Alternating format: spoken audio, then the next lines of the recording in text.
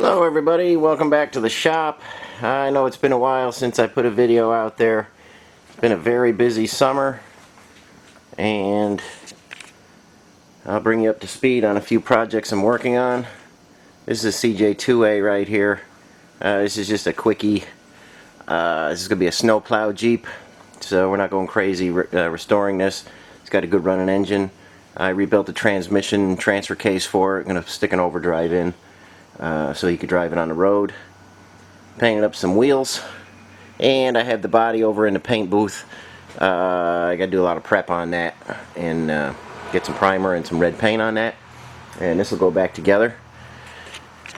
And I got a FC cab in, and this has been a long story, but it finally made it here. And this is a young woman named Erin who is putting this together, and she brought this up with her boyfriend last week, I guess.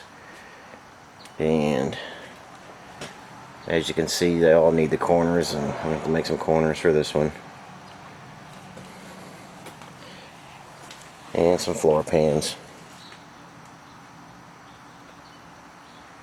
But it was started. She's actually working in a restoration shop, or was working in a restoration shop working on this, and it got started, and then she relocated and stuff. It didn't really get too far, so while she is working on the chassis, I'm going to be doing the panel replacement, and then they'll meet up again and she could finish it off. Kind of refreshing. It's been a long time since I met anybody that wanted to get into the restoration world, and like I say, this is a young woman, and she's taking the plunge and doing some mechanical work. She's not doing much metal work at this particular time, but she is doing mechanical work, and she's working on her own vehicle and working and learning at various restoration shops. So in all the years I've been doing this, she's basically the first person that is making a life out of vehicle restoration. So pretty damn nice if you ask me. But there's her cab, and I'm going to show you the process of how to fix that. It needs, it's kind of tight in here, but it needs corners, rear corners, front corners, floor work. I'm going to sandblast it when it's done and put an epoxy primer for her, and she's going to take over the paint work at a different facility. So I will show you how that comes along, and how I get the floors and everything in that one. And if we come over to the bench, I've been doing a lot of work on scout panels.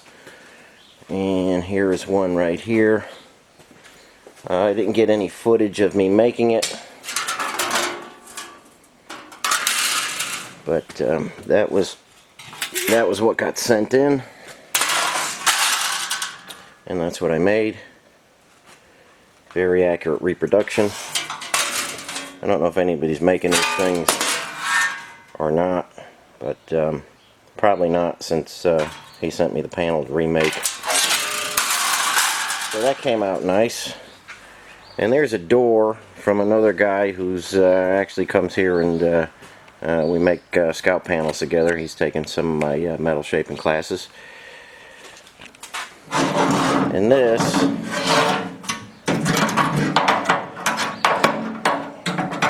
that's a door jamb.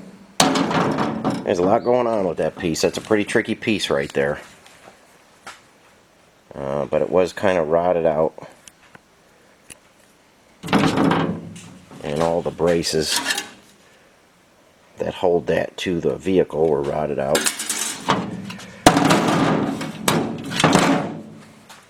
So there's the piece I made. Very accurate reproduction. I left this end long, and imagine this is going to get cut in this area here. I left that long.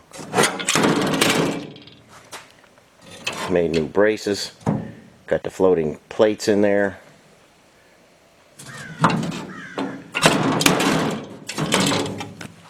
and I've got some bolts in there so it'll hold it, but you can see that's the door jamb there. With the bolts out of there, it fits real nice. I was able to test it against the door. So there's a lot going on with that piece. It was a tricky piece to make, but it's done, and I think it's gonna fit very nice because I had the door to fit it to. So that's ready to get shipped back to him.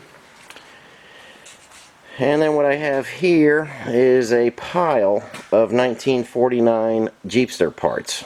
You can see somebody really went at this door with some brazing rod. There's about a 1/2 inch of Bondo in there. They really just made a mess of that door, so I'm going to fix that. These cowl pieces are like Swiss cheese. Gotta make those. And things like that. Not sure what the finished piece should look like, but I've got to make that. But here's a piece. I started on making some pieces. Here's a piece that's kind of rusty and crusty. Made some dies from Pullmax. And there's the reproduction. It's made out of 14 gauge. So I've got a left and a right. And then he sent me a pattern for a firewall patch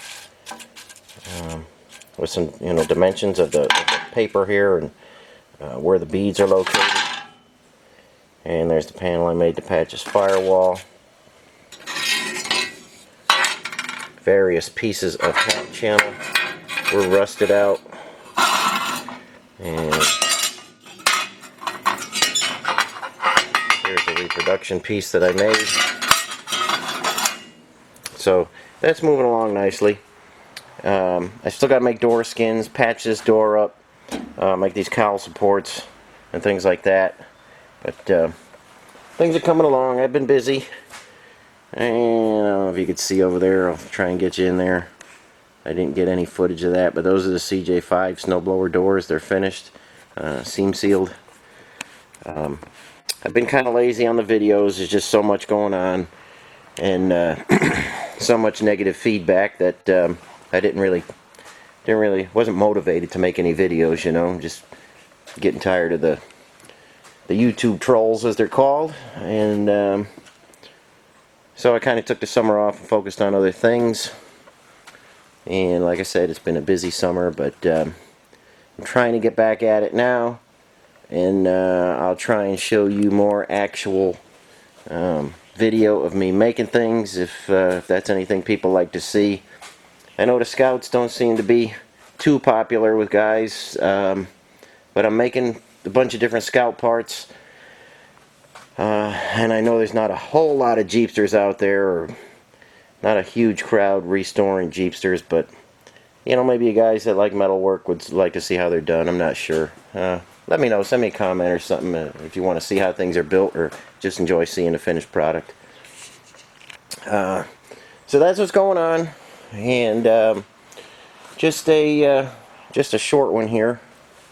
I don't have too much to really show you. I'm going to take you outside now and show you some other things that I've acquired to finish that snowblower Jeep along, and I'll head out there and meet you out there. Okay, I was finally able to get a Wisconsin engine for that snowblower Jeep to power the snowblower, and I think you could see in there. Let me sneak in there. You can see that this one does have a Rockford clutch on it, and that's what I need. I need to be able to shift in and out, so it's kind of tricky to find a Wisconsin with that clutch on it. But this is a huge stump grinder, and originally the snowblower Jeep had a VG4D 37 horsepower Wisconsin. I completely gave up trying to find one of those, and what I have here is a V4 65D 65 horse Wisconsin, and the motor's free, spins freely, but Naturally, I'm missing the carburetor in a few pieces. You can see somebody snagged the cap off there. Carburetor's missing. The shrouding is pretty messed up. But the motor does turn, and it's the best one I found yet. Most of them were stuck or completely missing parts or had no clutches, so this is a good starting point. I still got to strip it off this this stump grinder, and there's a few good pieces on there. There's a hydraulic pump and some cylinders and stuff that might be worth saving. But there's the working end of it right there, and it's a real bear. The engine is a 1976 model, and it appears everything's available for it parts wise, but I am looking for a carburetor and a few little pieces like that that are crazy expensive when you go buy them. So this is going to happen. This is going to come off here, and this is what's going in the back of the Snowblower Jeep. And like I say, I haven't shown you too much on that, but I've been making progress, and it's nice to finally have an engine. I can start building the framework and get this sitting inside the body. Okay, guys, that's all I have for you today. Just a quick hitter to let you know I'm back. I know a few people sent me some emails, wondered how things were what was happening, wondering how things were going. I'm here. I'm still making things happen, and I believe it has slowed down enough where I could start making videos regularly again. Our chicken season is over, and all our chickens are processed, and that took a big chunk of the summer up. So I'm back making videos now, and hopefully I can get one out a week and catch up to speed on what's happening. Show you that FC project if anybody's interested, and just keep moving along on things.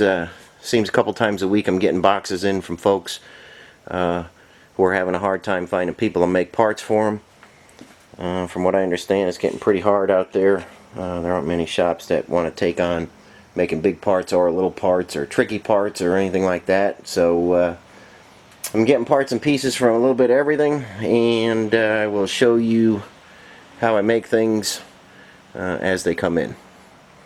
Okay, it's good to be back, and I will catch you on the next video.